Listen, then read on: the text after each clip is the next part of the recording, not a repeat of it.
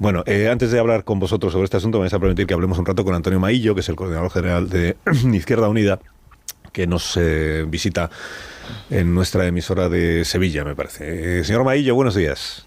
Buenos días, don Carlos. Encantado de estar aquí. Lo mismo lo digo. Encantado de que esté aquí en un día tan fresquito, porque creo que en Sevilla me has contado que llegan a los 40 grados y me han chivado que tiene usted una boda, me han dicho, ¿no? Sí, es verdad, pero bueno, merecía la pena venir aquí y después ya me iré a la boda de mi hermano. O sea que es un acontecimiento familiar importante. Ah, qué bonito. Pues le felicita también de nuestra parte. Muchas gracias, se lo haré llegar. Espero que tenga aire acondicionado, el lugar que hayan elegido para la boda. Aquí es absolutamente imprescindible. No sabe usted la calor que está haciendo en Sevilla. Ya sabe usted que Javier Caraballo sostiene que Sevilla es la ciudad en la que más frío se pasa de España, porque no está preparada para el frío, está preparada para esto otro. Que es a Javier hay que escucharlo siempre, hasta cuando habla de su ciudad, sin lugar a dudas. Tiene razón. Sí, lo que es que ahora tiene unos días un poco malos por lo del Betis del miércoles. Pero bueno. No todo es perfecto, bueno. ¿verdad? Bueno, ¿cómo de cómoda está Izquierda Unida en el gobierno de coalición? ¿Cuánto caso se le hace a Izquierda Unida en el gobierno? Bueno, Izquierda Unida forma parte del bloque minoritario dentro del gobierno y nosotros tenemos sobre todo una convicción de colaborar a que sea un gobierno que al final de la legislatura pueda mostrar ante la sociedad española que se ha mejorado la vida de la mayoría social, sobre todo aquellos sectores que más lo necesitan. Y sobre esa hoja de ruta es sobre la que nos vincula nuestro trabajo político, que independientemente de la detentación de determinados ministerios, nos sentimos vinculados a todos los ámbitos del gobierno. Y entre otras cosas, en la prioridad de 2025 será la vivienda donde concentremos máximos esfuerzos para colaborar a yo creo que el principal problema social que tenemos en nuestro país. ¿Y comparte las medidas y la política o la línea que lleva la política de la ministra Isabel Rodríguez, con la que hablábamos la semana pasada en este programa, por cierto, respecto de la vivienda? Porque es muy criticada, por ejemplo, Isabel Rodríguez por Podemos, que está también a la izquierda del PSOE, porque entienden que está haciendo una política que en realidad favorece a posiciones más conservadoras que otra cosa. Es lo que sostienen en Podemos, ¿no? Que están, digamos, que privilegiando, por ejemplo, fiscalmente a los propietarios de viviendas en lugar de penalizar a aquellos propietarios fiscalmente que no pongan sus viviendas en alquileres. Digo, ¿comparten ustedes plenamente la línea que lleva la política de vivienda del Ministerio? No, evidentemente tenemos diferencias. Precisamente por eso he tenido ocasión de hablar varias veces con la ministra, que es una persona pues asequible y muy dialogante, y he podido percibir de todas formas que ha habido un cambio de paradigma del verano pasado a ahora, ¿no? En el sentido de que había una entrega absoluta a la colaboración público-privada como escenario prioritario de vivienda, de la política de vivienda, cosa que no compartíamos porque nos parece que el Estado debe intervenir en un derecho fundamental como es el de la vivienda, y se ha pasado de ese prisma a una proyección de creación de una empresa pública y mayor protagonismo en políticas públicas vinculadas a la vivienda. Dicho esto, ¿es suficiente? Creemos que no, que hay que abordar una política mucho más audaz que tiene que ver con la intervención en el mercado de los precios de los alquileres y, sobre todo, en fórmulas que solventen el bloqueo actual que hacen los gobiernos del Partido Popular en las comunidades autónomas donde gobiernan, bloqueando la aplicación de la ley de la vivienda. ¿Cómo? Con una proyección mucho mayor en convenios con los ayuntamientos, que creemos que además pueden hacer una labor muy importante por aquello de fiscalización sobre el terreno de la gestión de las viviendas públicas. Y sobre eso queremos seguir abordando pues esas insuficiencias que efectivamente necesitan de medidas más audaces, entre otras cosas porque si no se hacen ahora es difícil que se perciban antes de la finalización de la legislatura. Yo creo que estamos hablando del elemento nuclear del éxito del gobierno de esta legislatura.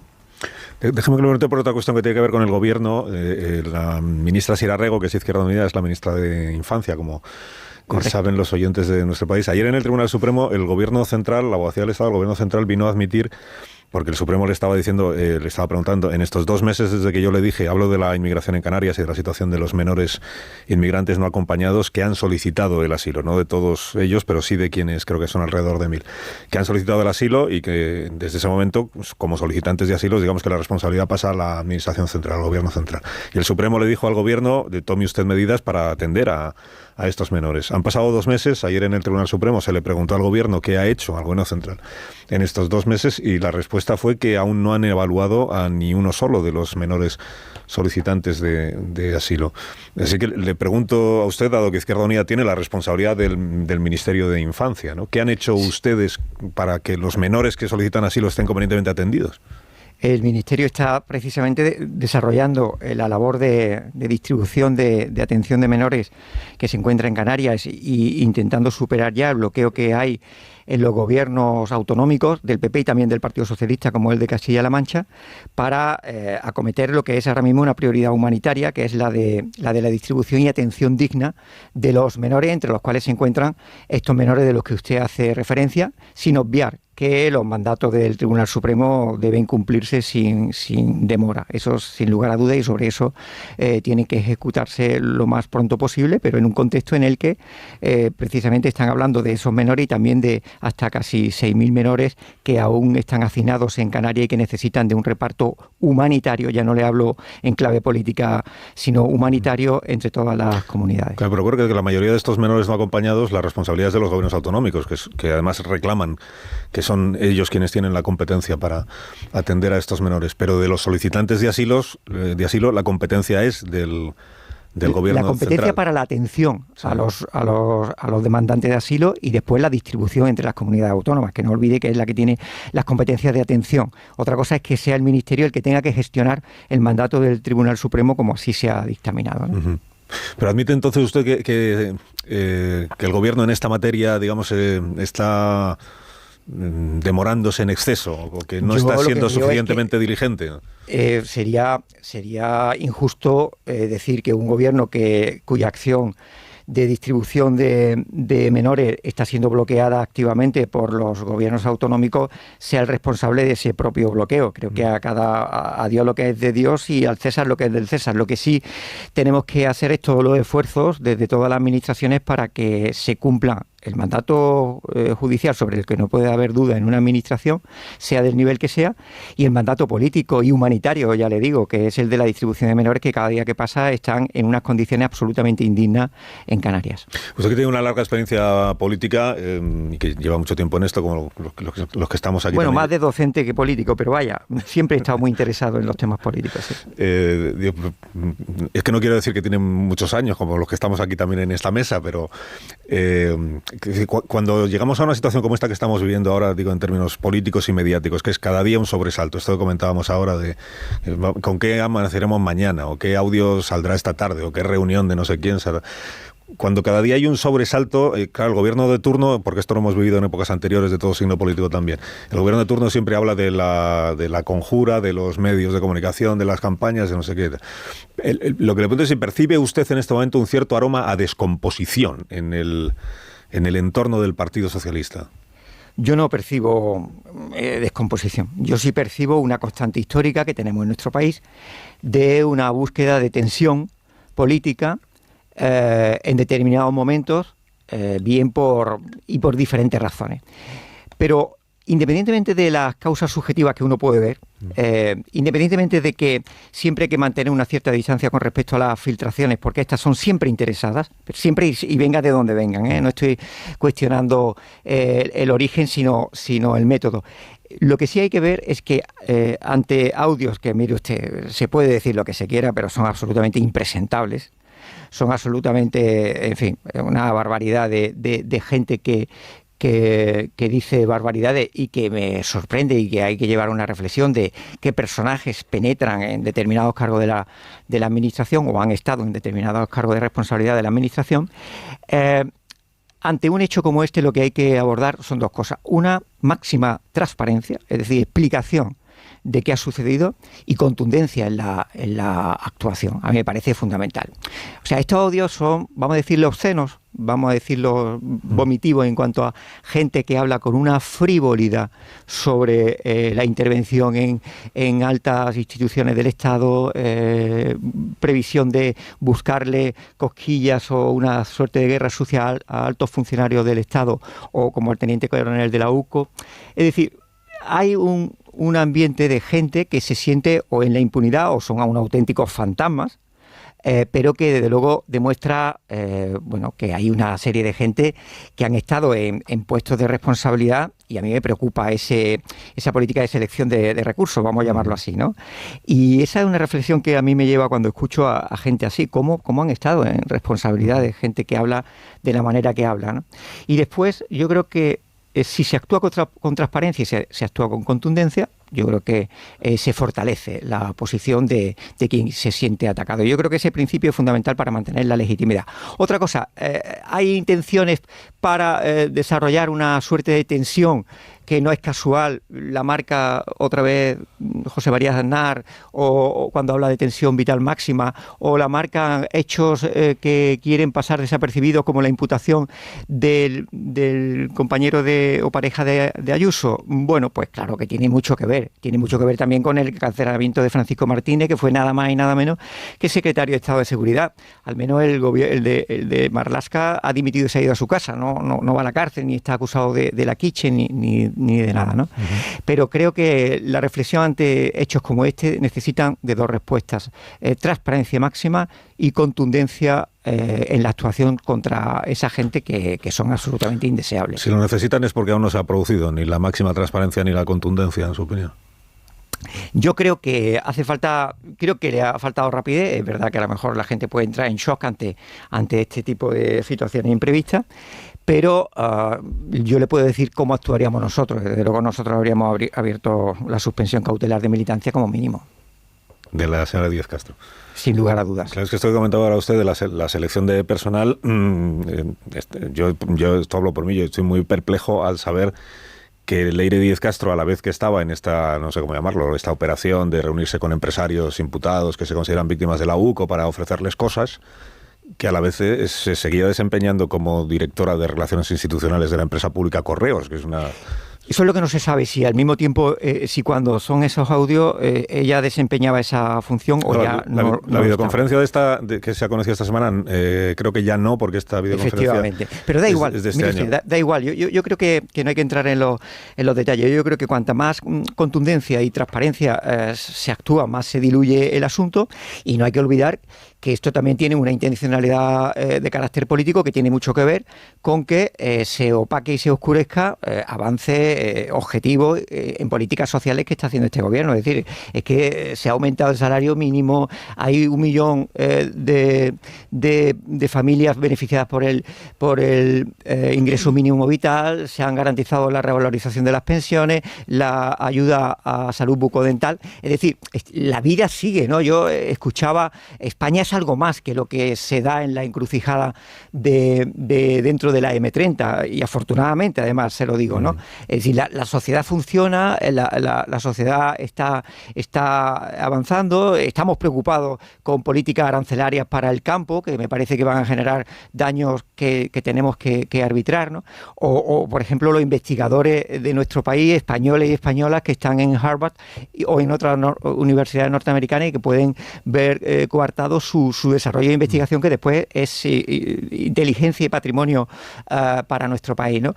Esa España cotidiana, esa intrahistoria de la que hablaba Unamuno, creo que también tiene que ser considerada en la agenda política, y no es casual que todo esto converja pues en la movilización de Feijóo el 8 de junio, que creo que es una huida hacia adelante como las que tuvo Casado. Creo que esa movilización que se da, por ejemplo, el otro día en la corrida de las ventas, alentando a mayor dureza la oposición, bueno, es un microcosmo y un ecosistema que se da mucho en Madrid, pero sinceramente no se da igual en el resto de España.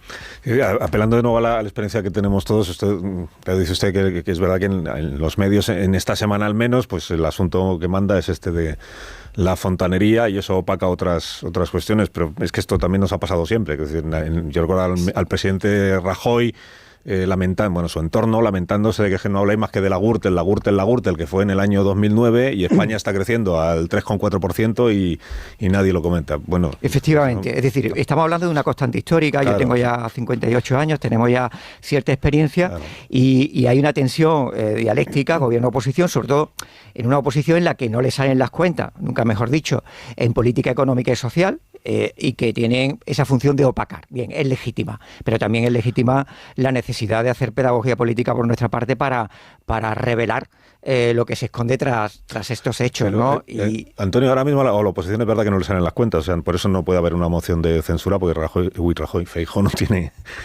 Claro, no le salen las cuentas desde mi punto de vista, don Carlos, por dos razones. Una, por la propia aritmética parlamentaria del Partido Popular. Dos, porque la única alianza posible que tiene es con Vox. Y tres, porque mientras tenga alianza con Vox, no la va a poder tener con partidos también de derecha como el PNV o Junts. Sí, pero las encuestas, a la vez que eso es así, en las encuestas lo que estamos viendo es que si hoy hubiera elecciones generales, el Partido Popular, con Vox de sobra, sumaría mayoría absoluta, pero además que el Partido Popular está creciendo y no a costa de Vox. O sea, que lo que está creciendo en realidad es tanto la derecha tradicional, si que lo hemos llamado, como la extrema derecha en España. Las dos están creciendo a la vez. Y quien no está siendo capaz de frenar eso es, por ejemplo, Sumar o, por ejemplo, Izquierda Unida, ¿no? Y eso ¿por qué está sucediendo? ¿Y eso a qué se debe? O sea, la impotencia desde la izquierda para frenar el avance de la derecha, tanto la una como la otra, ¿a qué lo atribuye usted? Eso es lo que nos ocupa y nos preocupa, efectivamente. Los datos que usted dice son impecables e implacables. Y creo que ante eso es precisamente lo que tenemos que responder con una política más a la ofensiva de lo que está ocurriendo. Creo que hay rasgos de época, vamos a llamarlo así, es decir, hay un avance de una visión reaccionaria y autoritaria de la política, en el caso de la extrema derecha y conservadora. Y por otro lado, que no solo está en España, que está también en la inmensa mayoría de los países de la Unión Europea, donde gobierna la derecha y la extrema derecha. Y también hay razones endógenas del propio espacio de la izquierda, en el que podíamos haber hecho las cosas de manera mucho mejor de la que hasta ahora lo hemos hecho. Sin embargo, mire, no estamos tan mal. En España es el único país que hay un gobierno de carácter progresista junto con Eslovenia, y creo que el reto va a estar en lo que desarrollemos de aquí a 2027, tanto en el gobierno como en la construcción de un proyecto político que reconecte con sectores que están ahora algo desconectados con nosotros. Y en ese reto en el que está la única esperanza para que en 2027 se pueda renovar el gobierno actual, o por el contrario llegue el Partido Popular y Vox y lo hacemos fragmentados y divididos, ¿no? Sin posibilidad de renovar esta mayoría. Y en ese contexto en el que nosotros nos hemos centrado en aportar, creo que es la única solución medianamente sensata, como la que hacemos en Izquierda Unida, de construir un proyecto político unificado que permita agrupar a todo lo que viene dado en el espacio de la izquierda alternativa, porque tiene dos virtualidades. Una, que es la única posible para pergeñar un grupo parlamentario consistente y capaz de poder condicionar e intervenir en el gobierno. Y segundo, porque para presentar un proyecto de país con grandes transformaciones como las que necesita España, necesitamos un proyecto que se precie de un resultado electoral que sea determinante, cosa que si vamos divididos difícilmente lo será. Portugal nos da lecciones, ¿no? Es decir, la fragmentación del espacio de la izquierda da que la suma de 3 ofertas electorales dan para 10 escaños y, por ejemplo, Chega, que se ha convertido en el primer partido de la oposición, de la extrema derecha portuguesa, sí, tiene 56. Es decir, hay una desproporción que refleja, por un lado, los vientos de época, pero por otro lado también nuestros errores y fragmentación. Pero la relación entre Podemos y Yolanda Díaz es irreconciliable, ¿no? Claro, pero es que en política, si uno es patriota de verdad, tiene que anteponer los proyectos comunes a las filias o fobias personales. Y ahí está el reto de país que tenemos que tener. ¿Eso lo dice usted por Podemos o por Yolanda? Yo lo digo por una reflexión, incluso me lo digo por mí mismo, ¿no? Es decir, que si uno es obstáculo, pues debe dar un paso al lado y yo además me ofrezco a eso. Intento ayudar a contribuir a un proyecto de país que a lo mejor lo tiene que liderar gente nueva, quién sabe, ¿no? Y a lo mejor los mayores, pues volver otra vez a nuestros territorios, a nuestras clases, ¿no? Con 50 y, ¿cuántos ha dicho? 58. Eso no es el mayor, porque si no todos los que estamos aquí, bueno, menos mamen, serían... Bueno, que sé que hay momentos que no es oportuno hablar de la edad, don Carlos. Que sé que tiene que solo tengo una última pregunta y es muy fácil, que es, ¿usted se cree que Leire Díez Castro actuaba por su cuenta, por iniciativa propia, porque estaba muy sensibilizada por las cloacas, no sé, o que respondía ante alguien? ¿Sabe una cosa?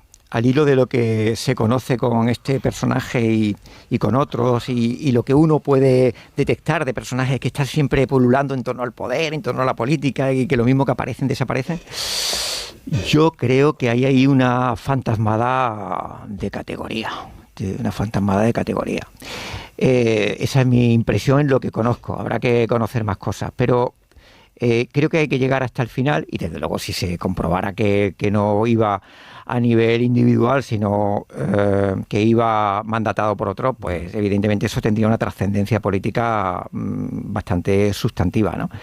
Pero me da la sensación de que este tipo de personajes presumen más de lo que son capaces de hacer, pero demuestran que gente de esta catadura, oye, han sido nombrados puestos de responsabilidad, y ahí en política también tenemos responsabilidad in eligendo, es decir, no porque nosotros seamos quienes delinquimos, sino por haber nombrado a gente absolutamente desaconsejable. Y esa reflexión, de verdad que como ciudadano me dan escalofrío de gente que ocupa espacios que nunca tenían que haber ocupado, ¿no? Ya, pero quien eligió a Ábalos fue Pedro Sánchez.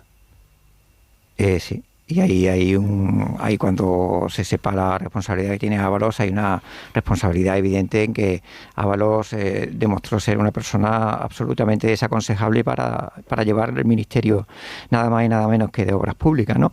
Pero hay una cuestión... Quiero decir que ahí Sánchez no ha asumido ninguna responsabilidad. No, pero hay una cosa, que es que Sánchez sí ha actuado de una forma que a mí me parece oportuna. Uno no es culpable de que a alguien le salga rana, pero sí es responsable de lo que vaya a hacer cuando descubre que a alguien le ha salido rana. Es decir, uno podía haber tapado a alguien, ser cómplice, morir con él en la resistencia, o liberarse radicalmente y marcar una distancia sideral, aun a riesgo de que haya guerra sucia al respecto. Y yo creo que, independientemente de la responsabilidad in eligendo, hay una asunción de posición política en el que se desmarca con una señal inequívoca desde mi punto de vista, que es que no tiene nada que temer en cuanto a su implicación personal, y por tanto no tiene nada que ver con las andanzas del señor Ábalos, ¿no? Y esta sí es la última, se lo prometo. No se preocupe. Además de lo de la fantasmada que me decía usted en el caso de Leire, ¿usted se cree que el PSOE se ha enterado de todo esto ahora? O sea, que si esta señora ha estado 6 años con Pérez Dolcet haciendo cosas de estas, reuniones, que nadie se enteró en el Partido Socialista de que una militante, iba a decir tan destacada, pero que había ocupado puestos de la administración, que estaba en esto, que se cree que se han enterado ahora, ¿o no se lo cree? Yo ahí tengo mis dudas, porque siempre fluye como mucha información, ¿no? Pero no soy capaz, sinceramente, de decir si lo sabían o no. Yo creo que de todas formas el tiempo va a definir en qué queda esto, eso sin lugar a duda, y al final todo se sabrá, ¿eh? Pero tengo mis dudas porque creo que hay cosas que te enseñan que debajo de la reverencialidad a la que tenemos los ciudadanos sobre las instituciones del Estado y sobre como una especie de gran hermano que controla todo, que tiene toda la información, después hay muchas vías sin control, ¿no? Y eso es lo que me preocupa. Me preocupa que haya gente que pueda sentirse impune a hacer este tipo de maniobras, gente que pueda hablar de la Fiscalía General del Estado o que pueda hablar abiertamente con otros desaconsejables sobre maniobras nada más y nada menos que al coronel de la UCO. A mí me parece eso de una gravedad, porque eso sí que oradas las instituciones. A mí me parece que es muy importante que no pueda haber un cuestionamiento sobre el funcionamiento de las instituciones, sobre todo sobre el funcionamiento de funcionarios que, mientras no se demuestre lo contrario, actúan con el papel que se le ha dado. Y a mí, que haya gente que sienta que puede maniobrar así, sí es algo preocupante sobre lo que hay que analizar y reflexionar, independientemente de cómo escape este asunto. Señor Maillo, un gusto recibirle en este programa y conversar con usted este rato, y le deseo que tenga un día muy feliz en familia. Y sobre todo que igualmente le digo, y muchísimas gracias. Sobre todo que sea un día muy feliz para su hermano y su pareja. Muy bien. Es un día de felicidad. Que son los protagonistas de verdad del día. Gracias, Antonio. Que tenga buen día. Igualmente.